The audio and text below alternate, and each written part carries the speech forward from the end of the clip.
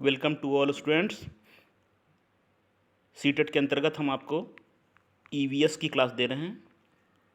Environment की class हमने आपको पहले भी दिए हैं। इंपॉर्टेंट क्वेश्चन है, इनको पढ़ेंगे, तैयारी को अपनी और अच्छे से करिए, ठीक है। और जहाँ तक हम हो सकता है आपको क्लासेस दे रहे हैं। देखेंगे पहला प्रश्न है, जीवों का संग्रह करके उन्हें परिरक्षित करने के लिए रखा जाता है। कहाँ रखा जाता है? तो जीवों का संग्रह करके उनको परिरक्षित करने के लिए किस में रखा जाता है? ये है आपका ऑप्शन फार्मलीन। इंपॉर्टेंट चीज़ें नोट करते रहेंगे। फार्मलीन में रखा जाता है, 3 नंबर ऑप्शन आपका। इसका प्रयोग होता है जैविक प्रजातियों के संरक्षण के लिए, फार्मलीन का प्रयोग किया जाता है। नेक्स्ट है, निम्नलिखित में से आसूचित्र उपकरण कौन सा है? आसूचित्र उपकरण,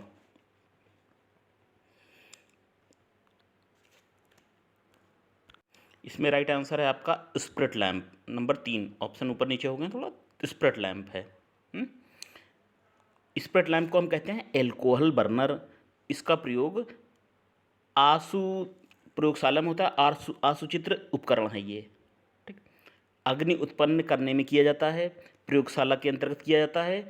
और इसका प्रयोग हम करते हैं पीतल, कांच, स्टेनलेस स्टील और एल्युमिनियम में भी किया जाता है। स्प्रिट लैंप है, स्प्रिट लैंप।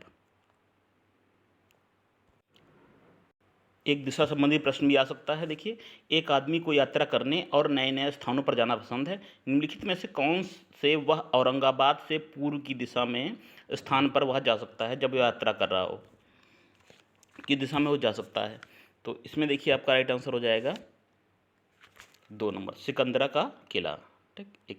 एक नंबर का ऑप्शन है ये, सिकंदरा किला। नेक्स्ट है, गणगौर का त्यौहार मनाया जाता है। कब मनाया जाता है? गणगौर राजस्थान एवं सीमावर्ती मध्य प्रदेश का एक त्यौहार है जो चैत्र महीने की शुक्ल पक्ष को, ठीक है, चैत्र महीने की शुक्ल पक्ष की तृतीय तीज को मनाया जाता है ये। तो राइट आंसर हो जाएगा आपका ए, 1 नंबर। अगला है, पौधों की एक्स नामक एक प्रजाति होती है जो बड़ी संख्या में उगती है, लेकिन वे संसार भर में केवल भारत के वाई क्षेत्र में ही पाई जाती हैं। तो यह पौधों की कौन सी प्रजाति है? कौन सी प्रजाति है?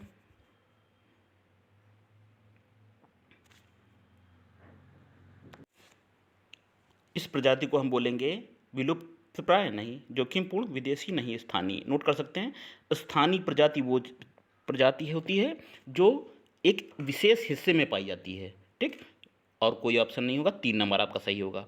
कोई भी प्रजाति संसार भर के एक विशेष क्षेत्र में पाई जाए और कहीं ना पाई जाए तो उसको क्या कहेंगे? उसको हम नाम देंगे स्थानीय प्रजाति। नेक्स्ट है, खेतों में मिट्टी में पाया जाने वाला केचुआ किसान का मित्र कहलाता है। क्यों कहलाता है? 1 2 3 4 ऑप्शन है, आप बताइए क्यों कहलाता है? केचुआ किसान का मित्र है, क्यों? ऑप्शन देख सकते हैं आप सभी। केचुए को कहते हैं किसानों का मित्र और प्राकृतिक हलवाहा, ठीक है। चलिए राइट आंसर देखेंगे, छोटे कीड़ों को खाकर फसलों को सुरक्षित रखता है, ये रीज़न नहीं है। गंदी मिट्टी को खाकर आयु की आय बढ़ाता है, ये भी नहीं है। भूमि की संरक्षण करने में सबसे महत्वपूर्ण ये है, भूमि की उर्वरता को बढ़ाता है केचुआ, क्योंकि केचुआ से हमें को वर्मी कंपोस्ट या केचुआ खाद भी प्राप्त होती है, ठीक। तो केचुआ जो होता है कार्बनिक कचरे को लाभकारी पदार्थ में बदलने का सबसे बेहतर तरीका है, ठीक है। केचुआ कार्बनिक पदार्थों को किस में बदलता है? जैव पदार्थों में बदल देता है और इससे भूमि की उर्वरता शक्ति बढ़ जाती है। तो राइट आंसर आपका हो जाएगा 4 नंबर। नेक्स्ट है, राम का साथी उसे विटामिन सी की जानकारी देते हुए 4 तथ्य बताता है।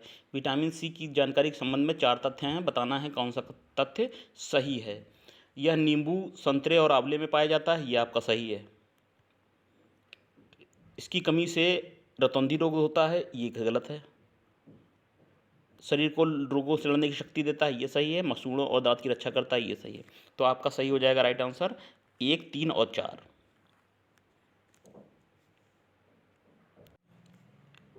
विटामिन सी की कमी से रतौंधी नहीं होता है, बता दें आपको, स्कर्वी होता है, मालूम भी होगा आपको, स्कर्वी रोग होता है विटामिन सी की कमी से।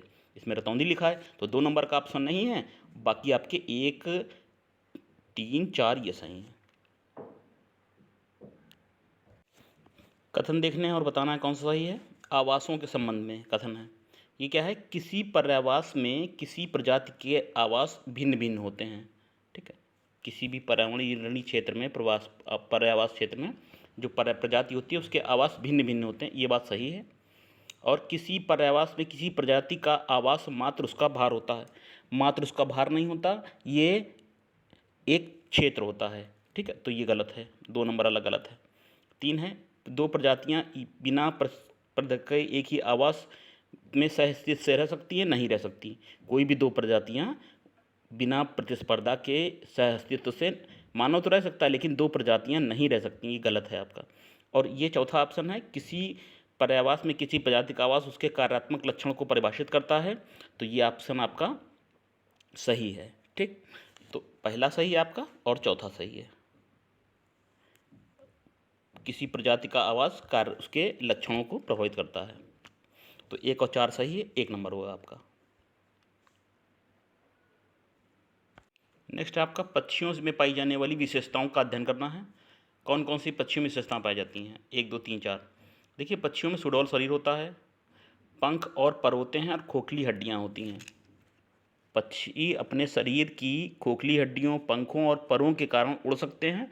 पंख क्या करते हैं, उनको गर्मी प्रदान करते हैं। ठीक, चौथा देखेंगे, स्थिर रहने वाले पैर और घूमने वाली गर्दन। ये स्थिर रहने वाले पैर नहीं है, घूमने वाली गर्दन तो होती है उनकी। ठीक है, उनके पैर कैसे, चौड़े पैर टहनियों पर बैठने में उनकी मदद करते हैं। ठीक, घूमने वाली गर्दन तो होती है लेकिन स्थिर रहने वाले पैर नहीं होते हैं। तो आपका ऑप्शन हो जाएगा 1, 2 और 3। ठीक, इसमें ऑप्शन 1 हो जाएगा, इसमें आ जानी है 1, 2, 3 होगा इधर, चौथा गलत है। नेक्स्ट है, पर्यावरण अध्ययन शिक्षा का क्या अर्थ है। तो पर्यावरण अध्ययन शिक्षा का अर्थ ये है, तकनीकी विकास, संकट पहचानना, नहीं, ये है पर्यावरण के संबंध में जानकारी एवं कुशलता विकसित करने कहते हैं पर्यावरण का अध्ययन करना, 1 नंबर ऑप्शन। नेक्स्ट है, दोपहर के भोजन अवकाश के बाद पर्यावरण पढ़ाते समय आप यह पाते हैं कि बच्चे पाठ में रुचि नहीं ले रहे हैं, तो क्या होगी प्रतिक्रिया। लंच टाइम के बाद पर्यावरण ईवीएस में बच्चे इंटरेस्ट नहीं ले रहे हैं, तो क्या करना है, बच्चों से कहेंगे डेस्क पे सर रख कर आराम करें, निगेटिव कोई बात नहीं कहनी है। खेल के मैदान में खेलने ले जाएंगे, नहीं, अभी लंच हुआ है। पाठ को रोचक बनाने के लिए बहुआयामी बुद्धि पर आधारित श्रव्य दृश्य सामग्रियों का आप प्रयोग करेंगे। ठीक है, जब बच्चे बोर होने लगें तो पाठ पर आधारित जो श्रव्य दृश्य सामग्रियां हैं उनको तब दिखाना है जब बच्चे बोर होने लगें। ठीक, पर्यावरण अध्ययन के अंतर्गत।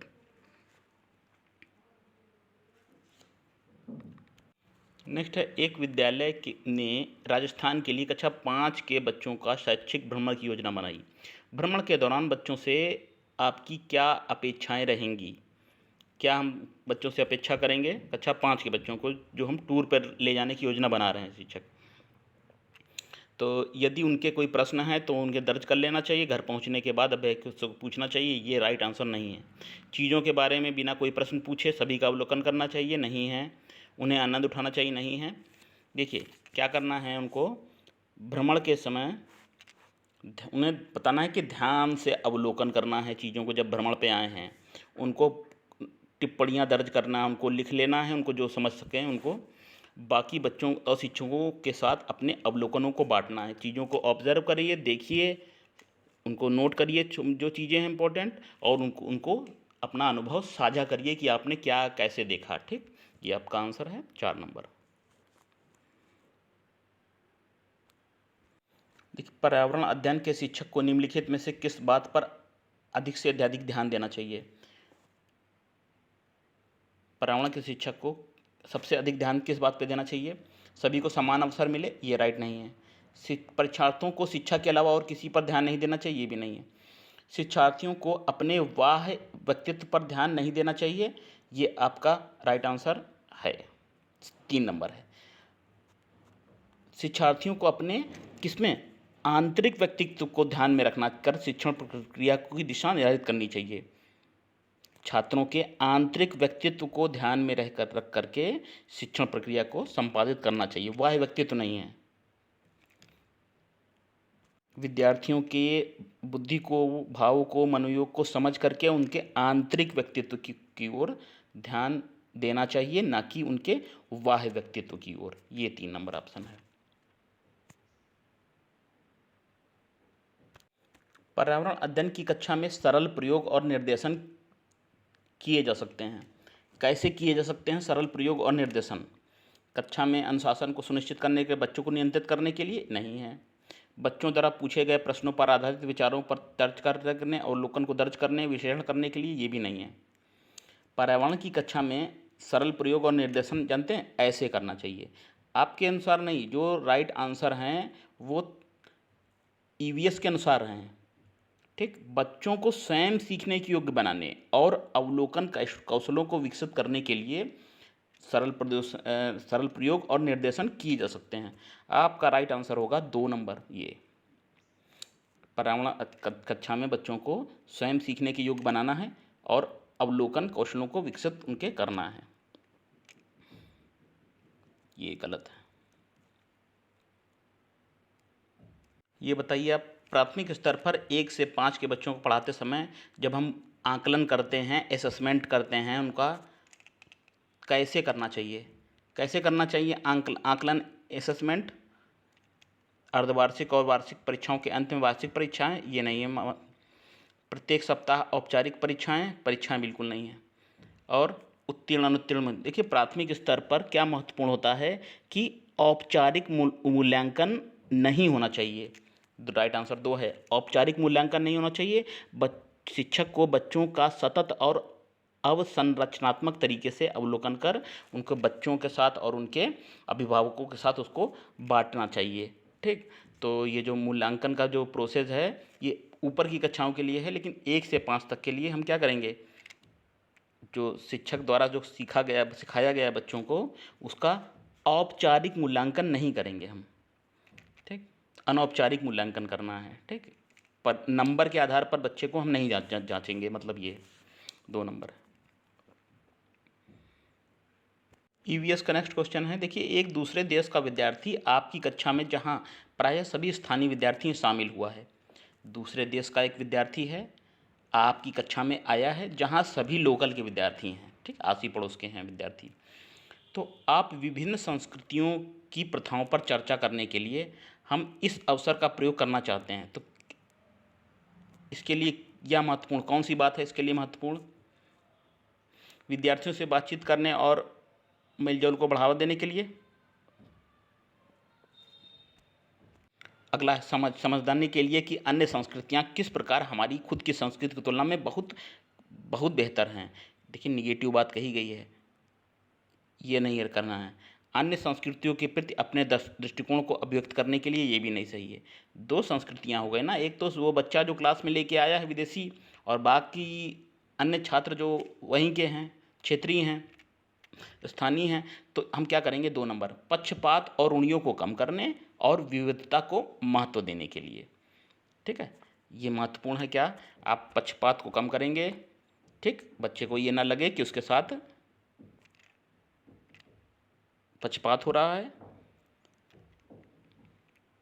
हम अनबायस रहेंगे और रूढ़ियों को कम करेंगे और विभिन्न तरह की संस्कृतियों को, विविधता को सब अपनी कक्षा में शामिल करेंगे। 2 नंबर।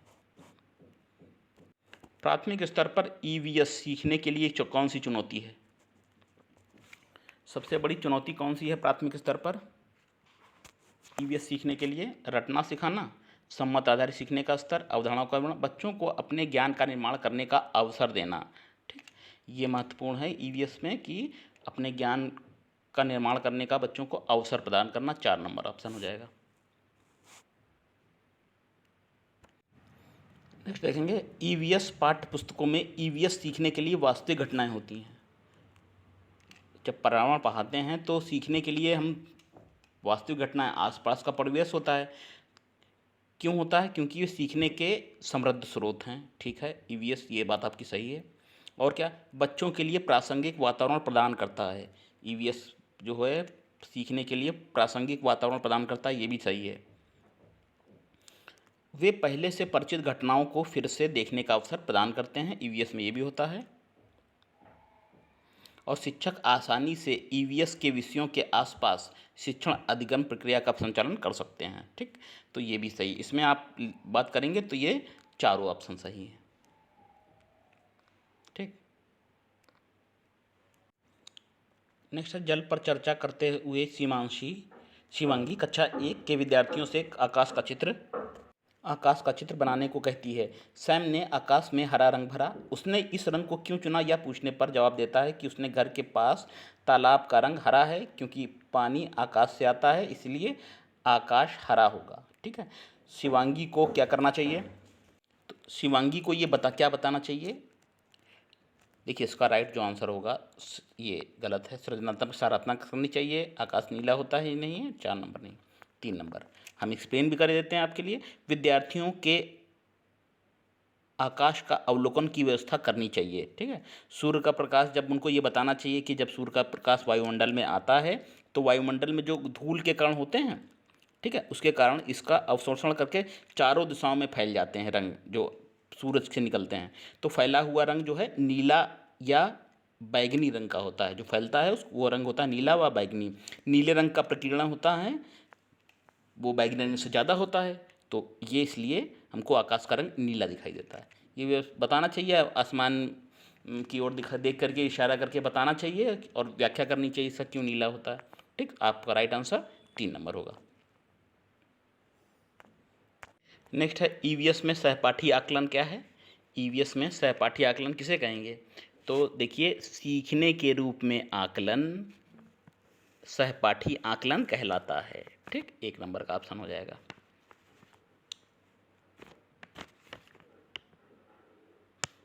बाकी गलत हैं। नेक्स्ट है, श्री सुहाय समुदाय से प्राप्त उदाहरणों का प्रयोग करते हुए पर्यावरण में चीज़ों को पारस्परिक निर्भरता का विचार सिखा रहे हैं बच्चों को कि हमारे पर्यावरण में समुदाय हैं, समुदाय में लोगों की आपसी निर्भरता, आपसी जिम्मेदारी, आपसी सहयोग रहता है। तो इस संबंध में कौन सा उदाहरण आपको सबसे बेहतर रहेगा, यातायात संकेत, चाय की दुकान, परित्यक्त तालाब या सीवेज नाली। तो समुदाय से प्राप्त उदाहरण में सब पारस्परिक निर्भरता का कौन सा इसमें विचार दिखा रहा है, पारस्परिक निर्भरता किस चीज़ में है। देखिए, समाज में पारस्परिक निर्भरता जरूरी है, इसके लिए हमारा राइट स्टेटमेंट होगा कौन सा, चाय की दुकान।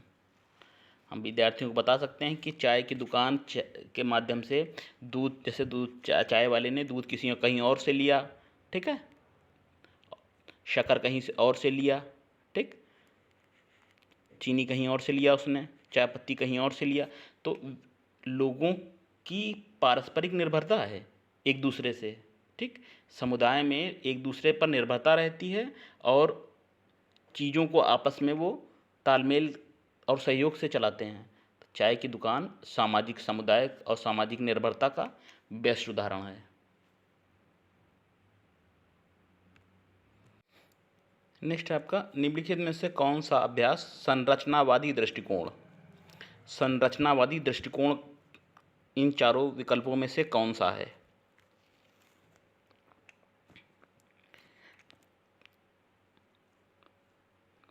देखिए, ये ऑप्शन जो है ना आपका संरचनावादी दृष्टिकोण का बेस्ट उदाहरण है, नदी के पानी के रंग में उसमें मौजूद प्रदूषकों की पहचान करना, ये संरचनावादी दृष्टिकोण का बेस्ट उदाहरण है।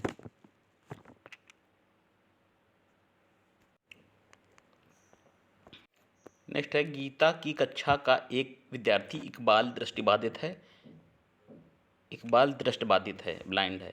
गीता देखती है कि पिछले कुछ दिनों से विद्यालय नहीं आ रहा। उसके अभिभावक से बात करने पर पता चल रहा है कि उसे बोर्ड को पढ़ने में कठिनाई महसूस होती है। दृष्टिबाधित है, मतलब कम उसको दिखता है, पूरी तरह ब्लाइंड नहीं है। ठीक, तो पढ़ने में करना, और वह कक्षा प्रक्रियाओं में भी भाग नहीं ले पा रहा है।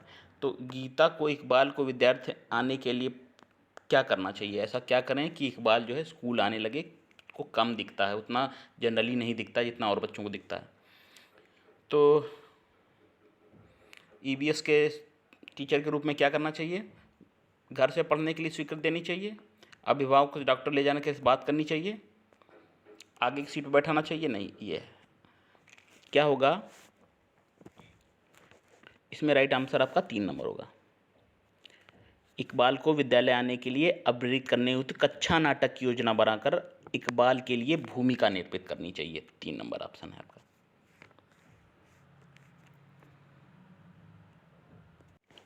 चलिए नेक्स्ट देखेंगे। विलियम एक शिक्षक अपनी कक्षा के लिए पक्षी अवलोकन क्लब की स्थापना करना चाहता है, तो उसे इस क्लब का नेता किसे बनाना चाहिए?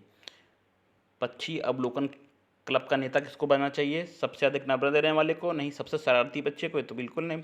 तो स्वयं अपने नेता घोषित करें, नहीं है छोटे छोटे समूह बनाकर उन्हें नेता चुनने के लिए कहेंगे। राइट आंसर आपका 3 रहा। चलिए विद्यार्थियों, कुछ हमने आपको प्रश्न दिए ईवीएस के, ठीक। इसी प्रकार के हम आपको इम्पोर्टेंट प्रश्न देते रहेंगे। चैनल से जुड़े रहिए और शेयर करते रहिए। फिर मिलेंगे। नमस्ते।